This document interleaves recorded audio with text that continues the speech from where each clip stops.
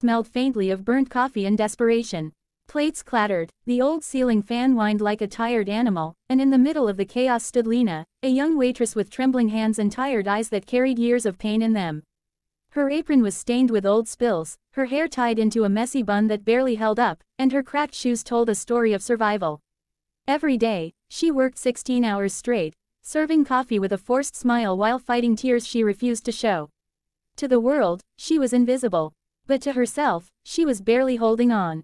That morning started worse than usual. Her landlord had threatened to throw her out if she didn't pay rent by Friday. Her younger brother was in the hospital again, the bills piling up higher than her hope. And now, the cafe manager, Rick, a man with a cruel smirk, was in one of his moods. "You dropped another order, Lena," he barked, his voice slicing through the chatter. "Do you even have a brain in that pretty head of yours?" The customers turned, watching her flinch. "I'm sorry, sir, I didn't mean to," she stuttered. "Sorry doesn't pay for broken plates," he shouted, slamming his hand on the counter. "You want to keep this job? Move faster. You're slower than a snail in syrup." The humiliation burned. Lena's eyes filled, but she blinked them away. She couldn't afford to cry. Crying made people think you were weak, and weakness was something the world used against you. She turned, picked up another tray, and whispered to herself, "Just one more day. Just get through one more day." But fate wasn't finished testing her. That morning, a new customer sat quietly at the corner table, a man in his 30s, dressed plainly in jeans and a gray hoodie.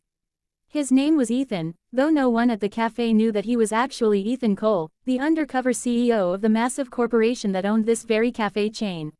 He'd come to see how his employees were treated, disguised as a regular customer. He wanted to understand what really happened on the ground, beyond polished reports and cheerful HR memos. He noticed her the moment she approached his table. The way she forced a smile despite her red, tired eyes. The way her hands shook slightly when she poured his coffee. The way she said, "Thank you for waiting," like it cost her something. "You okay?" he asked softly. She froze. No one ever asked her that. For a second, her throat locked, unsure if she should answer honestly. "I'm fine," she whispered, though her eyes betrayed the lie. Ethan didn't push. He nodded, but something inside him tightened. He'd seen exhaustion before. His own mother had looked that way once, after working double shifts just to keep food on the table. An hour passed. The cafe grew busier. Lena darted between tables, balancing trays, taking orders, cleaning spills. Then it happened. Someone bumped into her.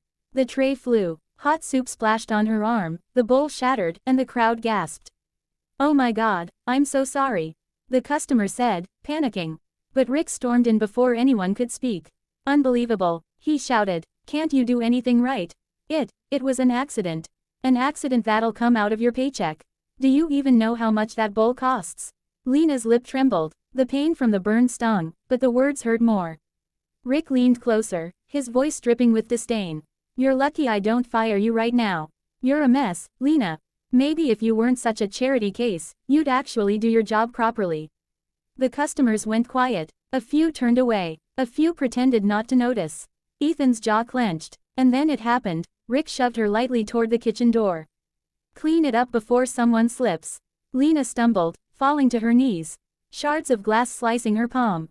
The cafe went silent for a heartbeat. Ethan stood halfway up, but Lena stopped him with a small gesture, her pride, fragile but alive. She picked up the pieces quietly, whispering through tears, "Please, don't kick me, I'm already hurt." The words weren't meant for anyone to hear, but Ethan did.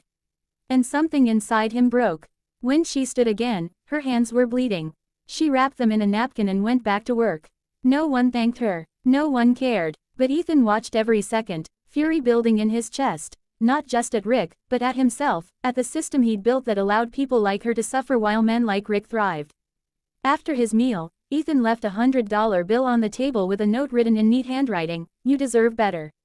Then he quietly asked another waitress for the manager's full name. He planned to come back, not as a customer, but as the CEO who owned this place. But fate had one more cruelty for Lena that day. When her shift ended, Rick called her into the back office. "I'm docking your pay for today," he said coldly.